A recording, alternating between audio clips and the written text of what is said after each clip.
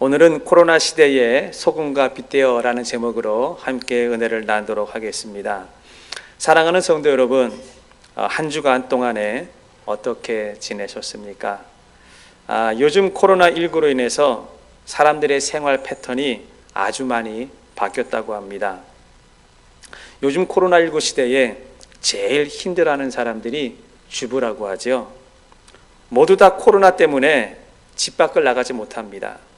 그리고 하루 종일 집에 있기 때문에 아침 먹고 치우면 곧바로 점심 준비해야 되고, 또 점심 먹고 치우면 곧바로 저녁을 준비해야 하고, 아이들이 집에 있는 경우에는 중간중간에 이거 챙겨달라, 저거 챙겨달라, 간식도 챙겨줘야 되고, 하루 종일 집에서 밥하고 치우고, 그래서 가정주부들이 이 코로나 시대에 제일 힘든 사람들이라고 합니다. 그래서 그런지 어느 분이 저에게 요즘 코로나 같이 힘든 시대에 목사님 기분도 그런데 이거 한번 웃고 지나가세요 라고 하면서 저에게 보내준 내용이 있어서 여러분들과 함께 잠깐 나누고자 합니다.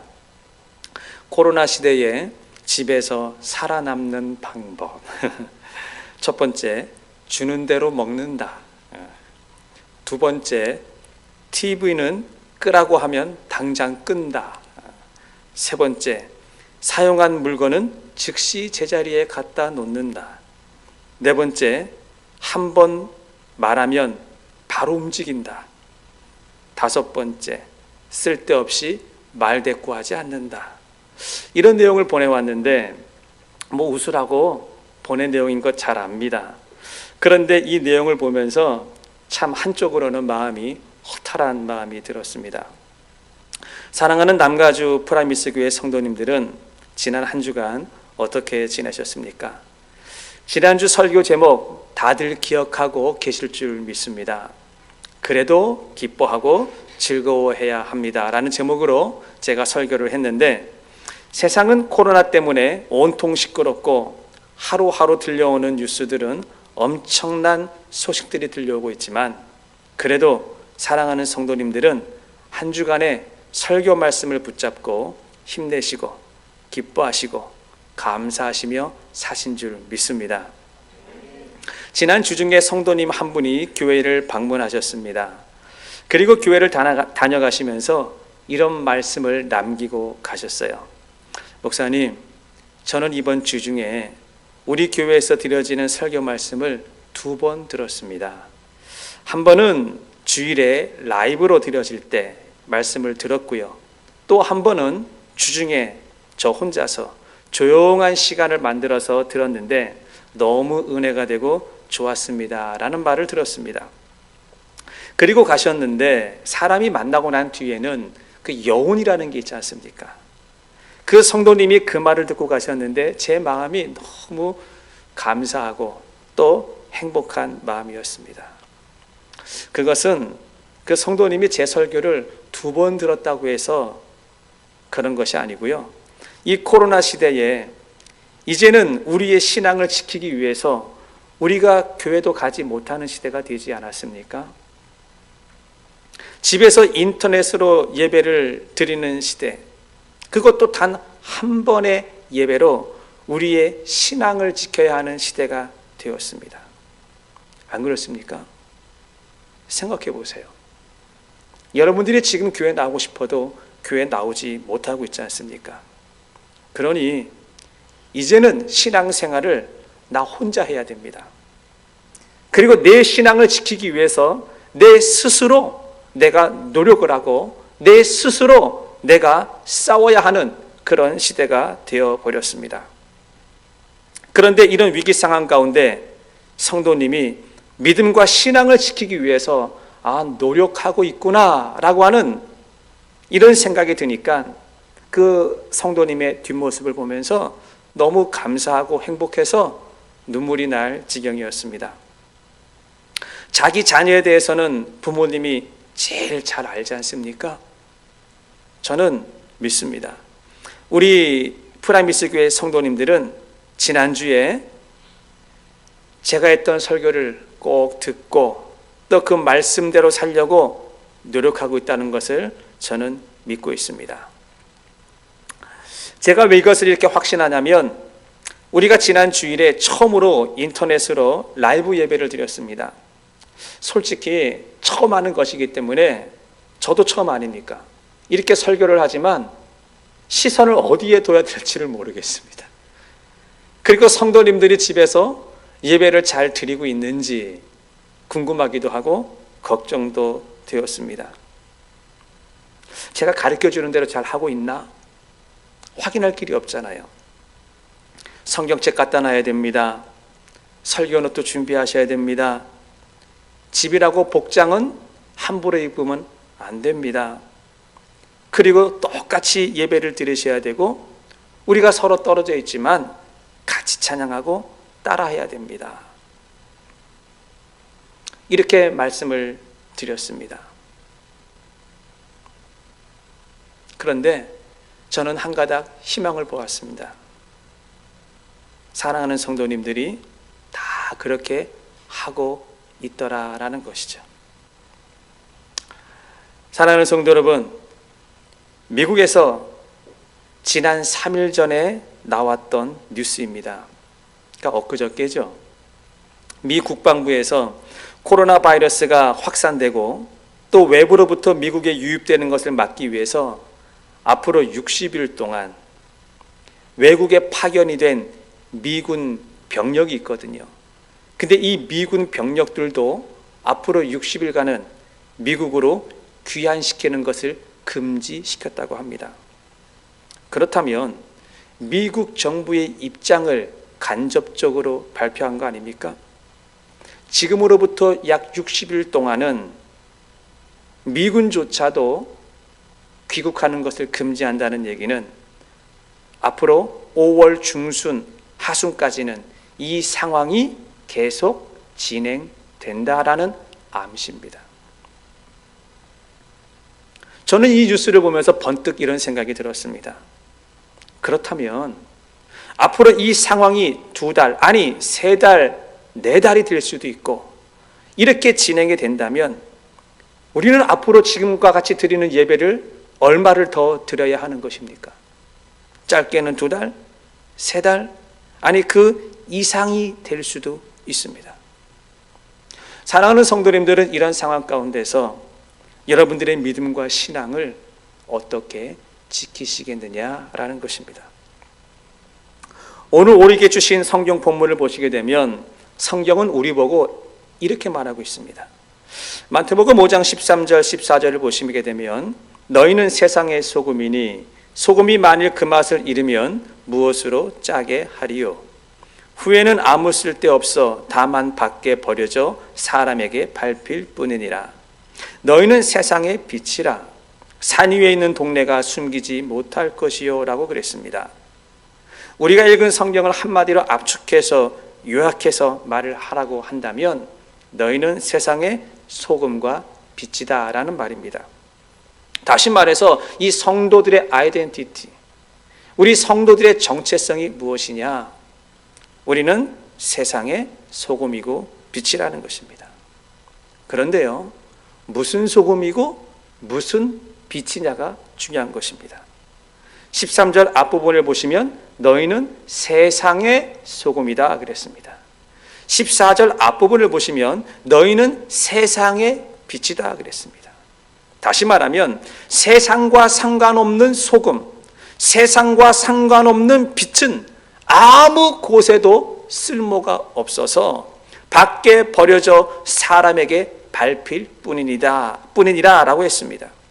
그런데 오늘날 코로나 바이러스가 팽배한 이 시대에 이 말은 상당히 부담스러운 말입니다. 미래가 불확실하고 미래가 무섭고 사람 만나기가 두려운 이 시대에 우리 보고 세상에 나가서 소금이 되고 빛이 되라 라고 말하고 있습니다. 어떻게 해요?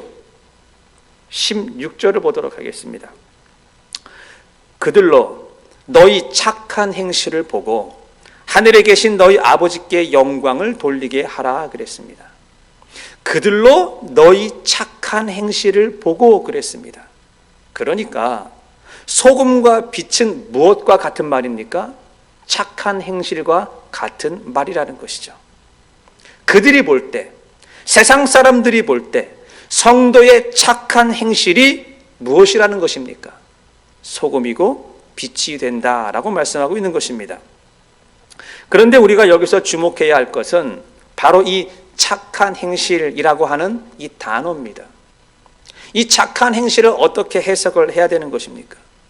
이것을 문자적으로 그냥 국어사전적인 의미로 받아들인다면 이 착한 행실은 국어사전에서 이렇게 말하고 있습니다. 언행이나 마음씨가 곱고 바르다. 그리고 도덕적으로 예의가 바르다라는 뜻이에요. 언행이 바르고 마음씨가 바르고 도덕적으로 예의가 바르면 착하다 이렇게 말을 합니다. 자, 그렇다면 성경에서 말하고 있는, 산상수훈에서 말하고 있는 이 착한 행실이라고 하는 것을 이 국어사전적인 의미로 풀어서 16절을 해석한다면 이게 말이 이상해집니다. 그들로 너희 착한 행실을 보고 하늘에 계신 하나님께 영광을 돌린다. 이건 말이 안 됩니다. 왜 그런 줄 아세요? 제가 여러분들이 집에서 인터넷으로 예배를 드리지만 한번 질문을 해보겠습니다. 대답 한번 해보세요. 여러분들이 저를 보실 때에 제 어린 시절을 보지를 못했겠죠. 그런데 한번 상상해 보세요.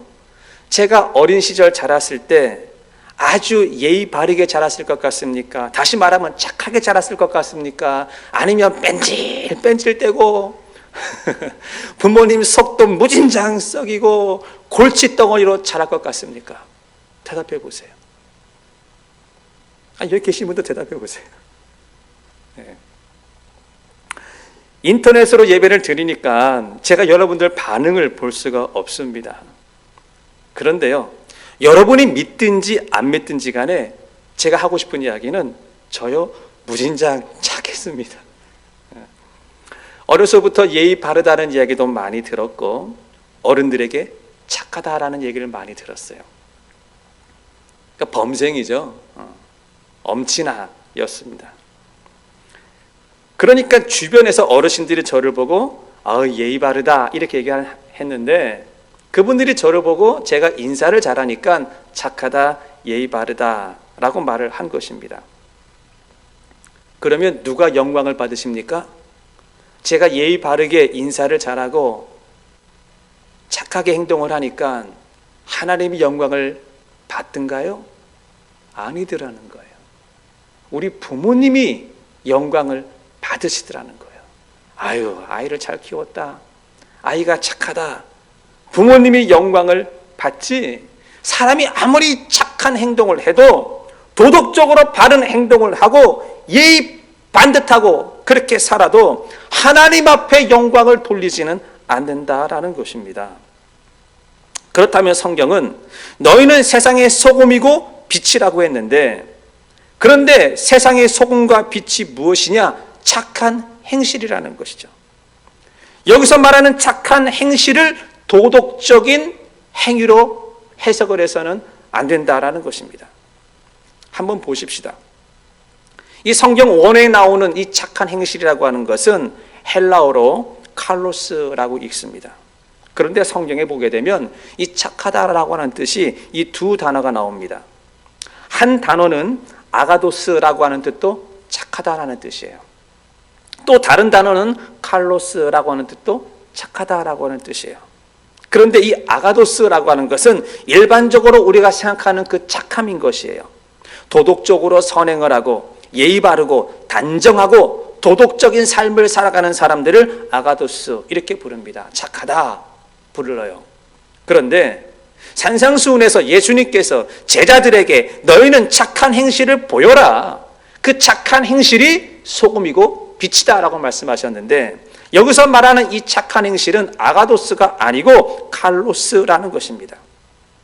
이 칼로스라고 하는 것은 아가도스를 포함한 더 넓은 뜻을 가지고 있는 것입니다.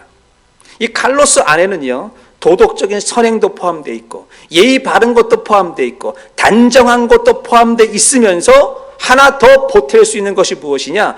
자기의 위치에 합당한 행동을 하는 것, 이것이 칼로스예요. 무엇에 당연한 것, 마땅한 행동을 하는 것, 바로 이것이 칼로스라는 것입니다. 그러니까 산상수훈에서 예수님께서 말씀하신 이 착한 행실이라고 하는 것은 도덕적으로 착하게 살라는 것을 뛰어넘어서 자기 위치에 합당한 삶을 살라는 것이에요. 자기 위치에 마땅한 삶을 살라라는 것입니다. 이게 무슨 말입니까? 지금 예수님께서는요, 산상수훈을 불신자들에게, 세상 사람들에게 말하고 있는 것이 아니라 예수님의 제자들에게 말하고 있는 것이에요. 너희가 그리스도인이냐? 너희가 성도냐? 너희가 제자냐? 그러면 제자로서, 성도로서 자기 위치에 합당한 삶을 살라 이거예요. 자기 위치에서 마땅한 삶을 살라라는 것이죠. 그것이 무엇입니까? 위기의 때에 신앙 지키기 3가지 제가 가르쳐 드리지 않았습니까? 매일매일 큐티하셔야 됩니다. 시간을 정해놓고 개인 기도 시간을 가지셔야 됩니다. 그리고 매일매일 꾸준하게 우리는 성경을 읽어야 합니다. 사람들이 코로나 때문에 불안하고 두려워하는 이 시기에 이 3가지를 하신다면 주변에서 나를 보고 뭐라고 이야기를 할까요?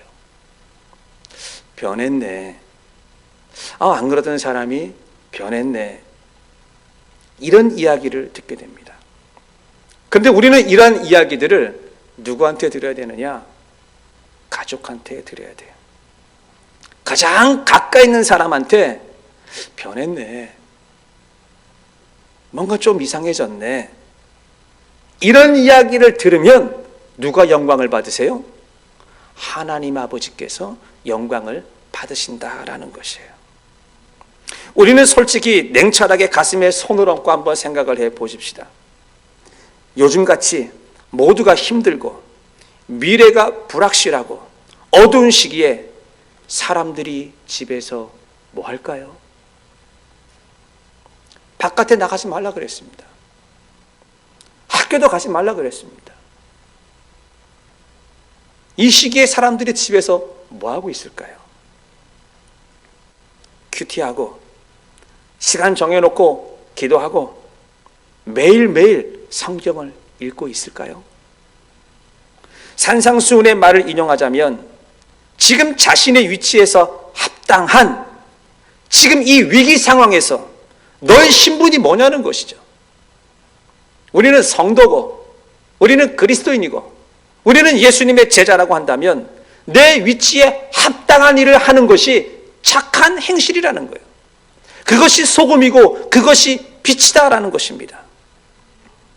사랑하는 성도 여러분, 우리가 지금 모두가 다 코로나로 힘든 시간을 보내고 있습니다.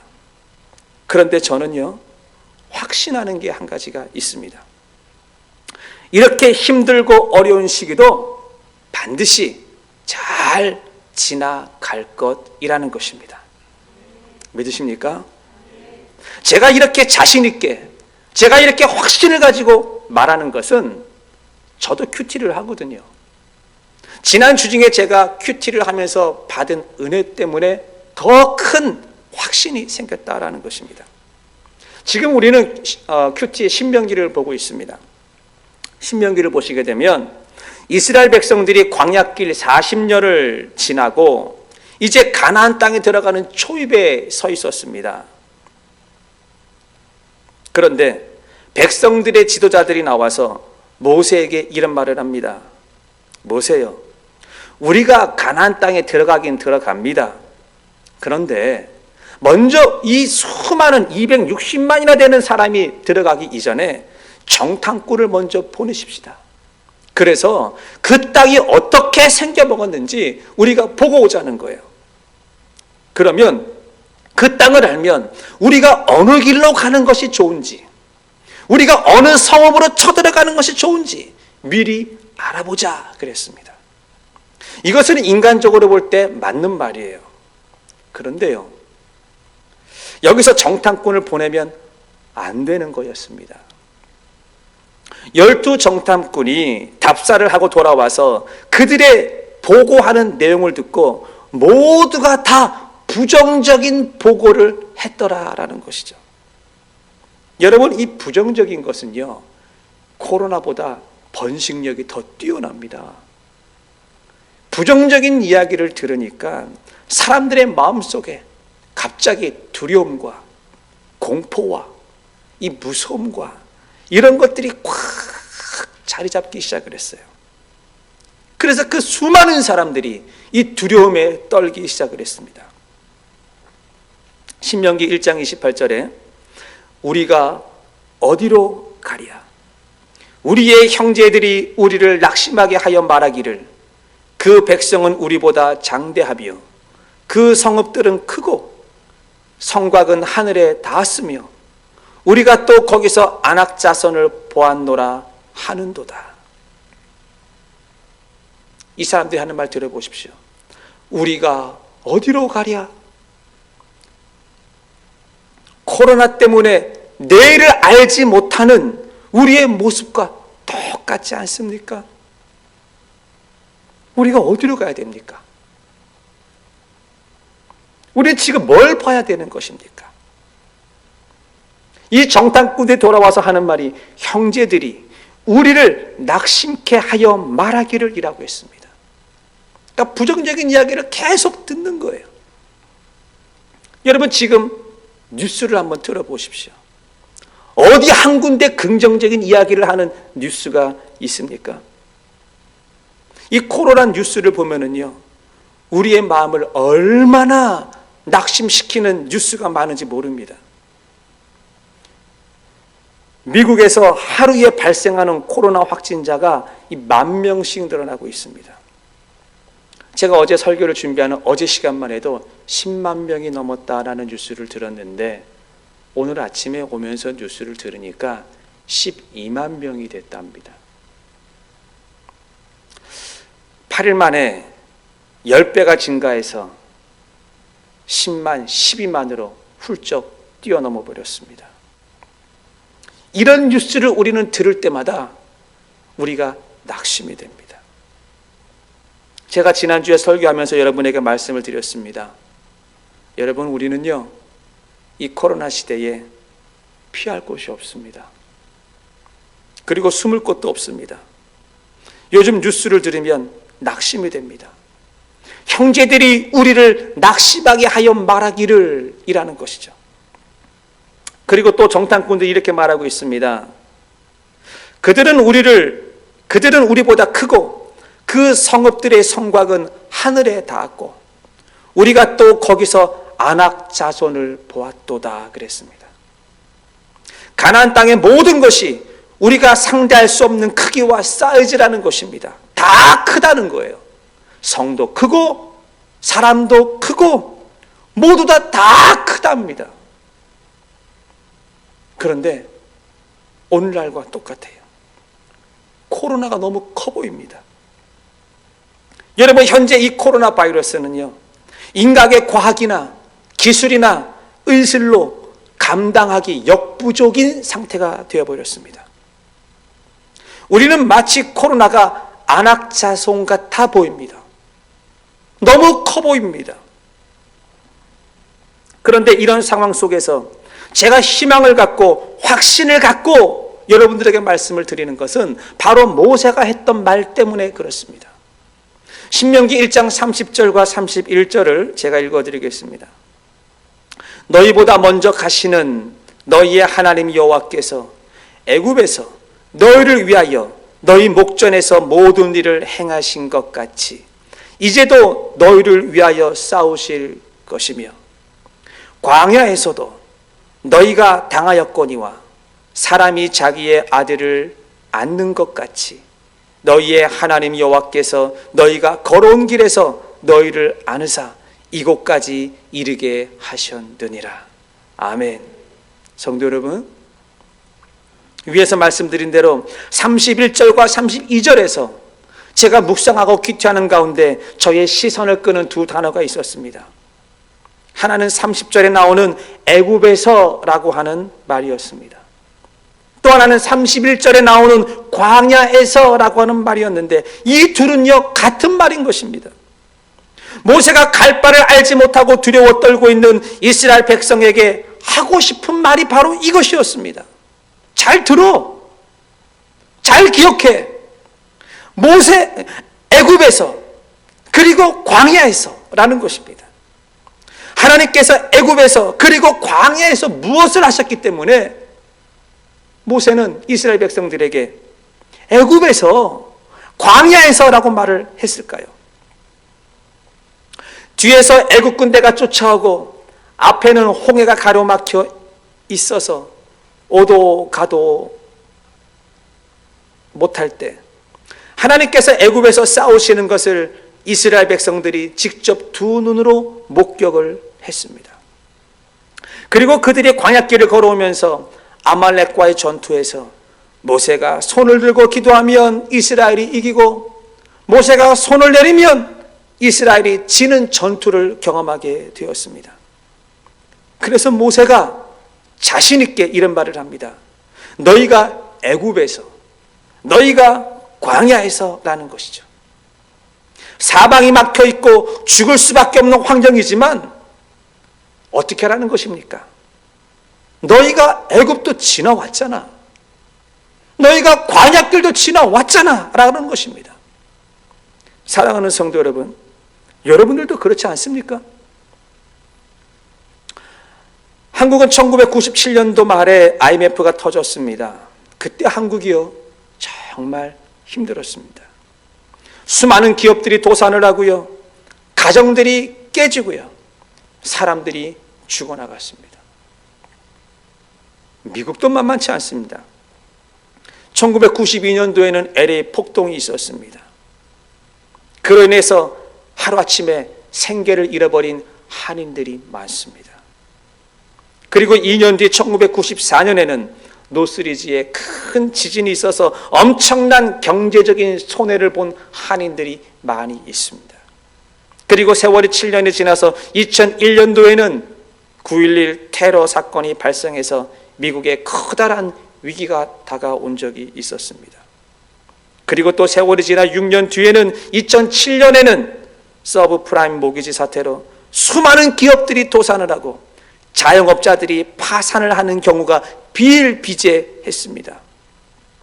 이때 우리 교회 성도님들도 많은 어려움과 위기를 당한 분들이 많이 있는 걸로 알고 있습니다.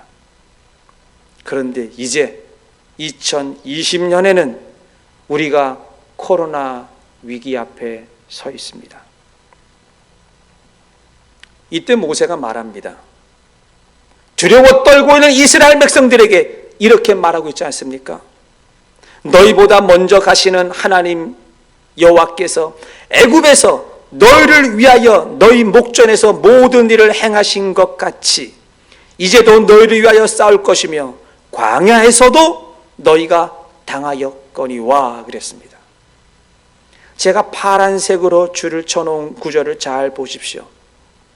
하나님께서 애굽에서도 너희를 위하여 싸웠고 광야에서도 너희를 위하여 싸워주셨다는 것입니다. 그러니까 하나님께서는 지금도 지켜주신다라는 것입니다. 믿으십니까? 그러니 부정적인 말만 듣고 안악자손만 바라보고 세상에서 들려오는 뉴스가 코로나가 이러니 저러니 이러한 말만 듣고 우리는 살아서는 안 된다라는 것입니다. 모세를 보십시오. 모세는 애굽에서 하나님을 경험했습니다. 모세는 광야에서도 하나님을 경험했습니다. 그러니까 모세는 지금도 자신이 있는 것입니다. 지금 아무리 힘들고 지금 아무리 두려워도 모세는요 이 또한 지나간다라고 말하고 있는 것입니다. 믿으십니까? 제가 지지난주에 설교를 준비하면서 한 찬양이 계속 머리에서 떠나지가 않아서 여러분들에게 불러드렸습니다. 너희는 가만히 있어 주가 하나님 됨을 알지어다. 이 찬양을 제가 여러분에게 불러드렸습니다. 그런데요, 지난주에는 오늘 설교 말씀을 준비하는데 모세가 했던 말을 생각을 하면서 찬양이 하나 또 생각이 나는 거예요. 그 찬양의 제목은 이겁니다. 이 또한 지나가리라. 지금 현재 코로나로 인해서 벌어지는 우리의 상황을 보게 되면 이 찬양의 가사가 우리가 처해 있는 상황과 너무나 똑같은 것을 보게 됩니다. 그래서 우리 성도님들이 각자 다 뿔뿔이 흩어져서 가정에서 예배를 드리고 있지만 저는 여러분들과 함께 이 찬양을 불러보고 싶습니다. 가사를 띄워드릴 테니까 우리 각 가정에서 예배를 드리지만 같이 한번 부르도록 하겠습니다. 고단한 인생길 힘겨운 오늘도 고단한 인생길 힘겨운 오늘도 예수 내 마음 아시네. 지나간 아픔도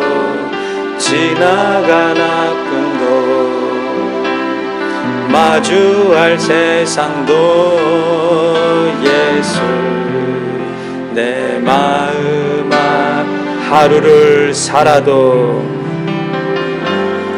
하루를 살아도 기쁨으로 가니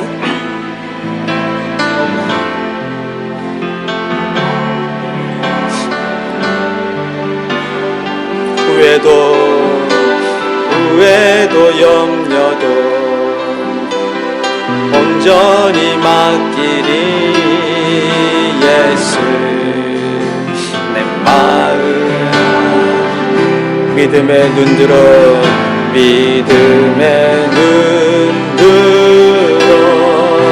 주를 보리. 이 또한 지나가리라.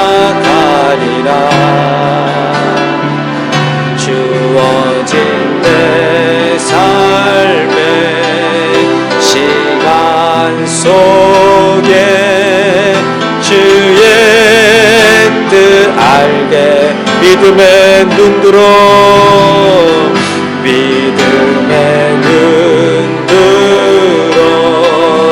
주를 보리.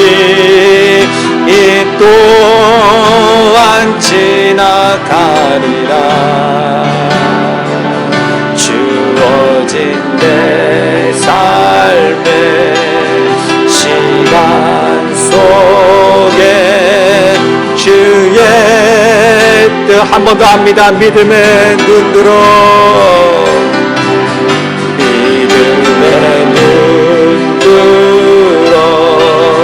주를 보리. 이 또한 지나가리라. 주어진 내 삶의 시간 속에 주의 뜻 알게 하소서. 그렇습니다. 사랑하는 성도 여러분, 우리는 지금까지 인생을 살아오면서 지나온 시간들을 한번 되돌아 보십시오. 아마도 단 한 사람도 인생의 굴곡이 없이 평탄한 인생을 살아온 사람은 한 명도 없을 것입니다. 우리는 애굽의 홍해도 지나왔습니다. 그리고 우리는 광야길도 지나왔습니다. 그리고 우리는 태평양도 건너서 여기까지 왔습니다. 그런데 이제 우리가 코로나 바이러스 앞에 서 있습니다. 어떻게 해야 될까요? 돌아가야 될까요? 하나님의 은혜로 우리가 홍해를 지나온 경험을 기억하십시오. 하나님의 은혜로 우리가 광야길을 지나온 것을 기억하셔야 됩니다. 그러면 반드시 이 또한 지나간다는 것을 잊지 마시기를 주의 이름으로 축원을 드립니다. 그리고 모세가 이 자신의 이 경험, 내가 만난 하나님에 대해서 이렇게 고백을 하고 있습니다. 신명기 1장 33절에 그는, 여기서 말하는 그라고 하는 것은 하나님이죠. 하나님은 너희보다 먼저 그 길을 가시며 장막 칠 곳을 찾으시고 밤에는 불로 낮에는 구름으로 너희가 갈 길을 지시하신 자신이라 라고 말씀하고 있습니다. 저는 모세가 경험한 이 하나님이 지금도 나의 하나님인 것을 고백합니다. 모세가 고백한 이 하나님이 여러분의 하나님인 것을 고백하시기를 주의 이름으로 축원을 드리겠습니다. 하나님은 어떤 분이십니까? 우리보다 먼저 가시는 분이십니다. 맞습니다. 하나님은 코로나를 따라가는 것이 아니라 하나님은 코로나보다 먼저 가시는 분이시라는 것입니다. 우리는 코로나로 인해서 미래가 불안하고 두렵지만 하나님은 우리보다 먼저 가시는 분이신 걸 믿으시기를 주의 이름으로 축원을 드립니다. 그리고 하나님은 먼저 가셔서 뭐 하시는 분이시냐? 장막 칠 곳을 찾으시는 분이시라고 말씀하고 있습니다. 얼마나 위로가 됩니까? 앞이 안 보이지만 하나님은 나보다 먼저 가셔서 내가 거할 수 있는 장막을 치시고 밤에는 불로 인도해 주시고 낮에는 구름으로 우리가 가야 할 길을 가르쳐 주신다라고 말씀하고 있는 것입니다. 그러므로 코로나 시대의 성도들은 세상에 빛이 되고 세상에 소금의 역할을 잘 감당해야 될 줄 믿습니다. 소금과 빛과 소금이 무엇입니까? 착한 행실이에요. 도덕적으로 착한 것을 뛰어넘어서 마땅히 내 신분에 맞는 위치에서 해야 될 것을 행하는 것이 착한 것이라 그랬습니다. 그렇다면 성도는 성도답게 살아야 되는 것입니다. 어떻게 해요? 코로나 시대가 왔지만 여러분 다시 말합니다. 매일매일 큐티하십시오. 그리고 시간을 정해놓고 여러분 개인 기도 시간을 꼭 가지시기를 바랍니다. 그리고 세 번째로 매일매일 우리가 밥을 먹듯이 하나님의 말씀을 꾸준하게 읽어야 될 줄 믿습니다. 이것이 성도가 코로나 바이러스가 팽배한 이 세상에서 소금과 빛으로 살아가는 삶인 걸 믿으시기를 바랍니다. 저는 오늘 설교를 마무리하면서 우리가 함께 불렀던 찬양을 다시 한번 부르고 여러분들과 함께 소리내서 기도하는 시간을 갖고자 합니다. 사랑하는 성도 여러분, 우리 한번 기도하십시다. 가사를 생각하면서 가사에 대해 마음을 담으면서 같이 한번 큰 소리로 찬양하겠습니다. 고단한 인생길 힘겨운 오늘도, 고단한 인생길 힘겨운 오늘도 예수 내 마음 아시네. 지나간 아픔도 마주할 세상도 예수 내 마음 아시네. 하루를 살아도